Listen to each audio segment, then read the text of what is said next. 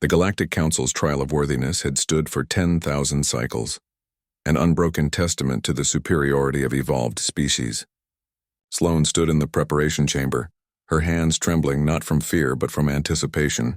Beside her, Dawson cracked his knuckles, a gesture that made their Valorian escort's facial tendrils recoil in disgust. "You understand the parameters?"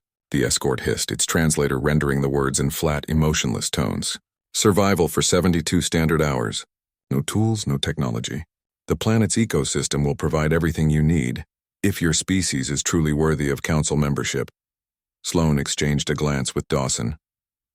They'd been selected from billions, representing humanity's first attempt at joining the galactic community. Every other species sent their best: enhanced warriors, genetically perfected specimens, individuals who could synthesize nutrients from air or photosynthesize like plants. Earth sent 2 persistence hunters with opposing thumbs. "We understand," Dawson said, his voice steady. The Valorian's tendrils curled in what might have been amusement. 47 species have attempted this trial. 14 succeeded. Your kind possesses no natural weapons, no armor plating, no venom, no environmental adaptations of note. The Council questions why you even requested consideration." Sloane smiled, showing her flat, omnivorous teeth. "Guess we'll find out." The transport dropped them at dawn on Trial World Delta 7. The moment their boots hit soil, the ship vanished, leaving them alone in an alien wilderness. Twin suns blazed overhead, their combined heat oppressive. The forest around them teemed with unfamiliar sounds. Clicks, whistles, something that might have been screaming. Dawson immediately began surveying their surroundings while Sloane knelt, running her fingers through the dirt. Red clay slightly damp. She pressed it between her fingers, testing consistency.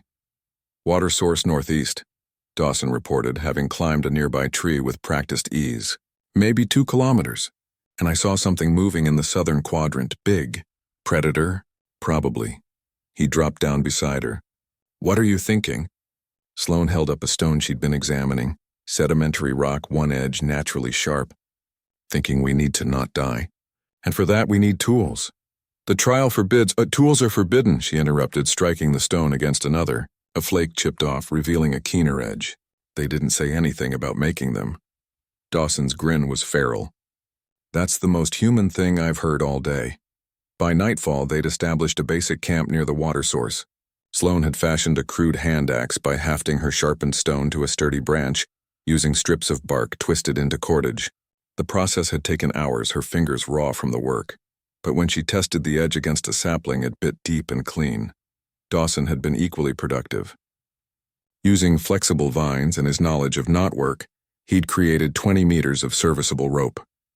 With it, he'd fashioned snares around their perimeter and even managed a basic fishing line, though the alien fish in the stream regarded his bait with what seemed like philosophical contempt. "The Valorians probably expected us to forage," Dawson said, coaxing their friction fire to life. "Live on whatever we could identify as edible." Sloane tested the point of the spear she'd been crafting, sharpening the hardwood tip against stone and then fire-hardening it in their flames. "They don't understand what we are. Prey species with predator eyes. Pursuit predators who can outthink our prey.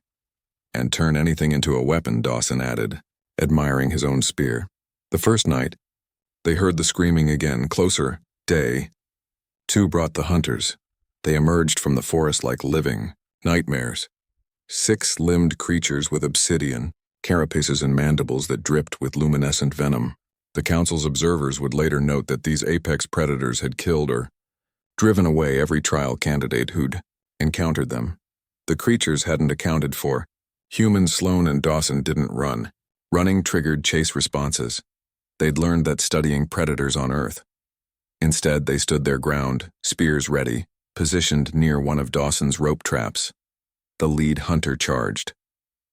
Dawson sidestepped at the last moment, his rope snare catching 2 of the creature's legs. It crashed forward and Sloane's spear took it in what she hoped was a vital spot. The alien shrieked, a sound that made their teeth ache. The second hunter learned caution. It circled, testing their defenses. Sloane and Dawson moved in coordination, years of training allowing them to fight as a unit without words. When it lunged, they were ready. Dawson's spear deflecting its strike while Sloane drove her stone axe into its exposed joint. The remaining hunters retreated, Humans were supposed to be weak, defenseless, easy prey. They'd never encountered a species that made the universe itself into weaponry. By day 3, Sloane and Dawson had transformed their camp into a fortress.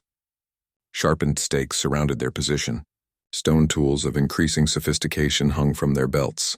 Dawson had even managed to create a crude atlatl, a spear thrower that multiplied his range and force. They'd caught fish, snared small game, and processed it with their tools. They'd created containers from bark, pouches from hide, cutting implements from stone. Every natural material became something useful, something purposeful.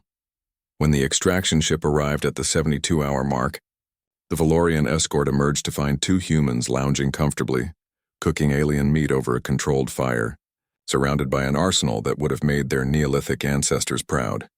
This is impossible, the Valorian stammered, its translator barely keeping up with its agitation. No tools allowed. The rules clearly stated. We brought no tools, Sloane interrupted, standing and brushing stone dust from her hands. We made them. Big difference. Dawson hefted his spear, its fire-hardened point gleaming. You said we had no natural weapons. You were wrong. Our weapon is this, he tapped his temple. We take the universe apart and put it back together in ways that keep us alive. The Valorian's tendrils writhed in confusion. But you're so soft, vulnerable. Yeah, Sloane agreed, shouldering her stone axe. We're squishy, slow, and we've got no claws or venom. But we've got hands that can make anything into tools, brains that never stop problem solving, and we're too stubborn to know when we're supposed to give up. She paused. That's what makes us human. That's what makes us dangerous. The council would debate for weeks about whether humanity had technically violated the spirit of the trial, but the results were undeniable. 2 humans, dropped naked into an alien wilderness, had not merely survived, they'd thrived, creating a material culture from scratch in just 3 days. In the end, humanity was granted council membership, not because they were the strongest or the fastest, or the most naturally adapted, but because they were the species that looked at a stone and saw a knife, at a vine and saw rope, at a wilderness and saw a hardware store. They were the species that turned no tools allowed from a handicap into an irrelevance. They were human, and that was enough. The end.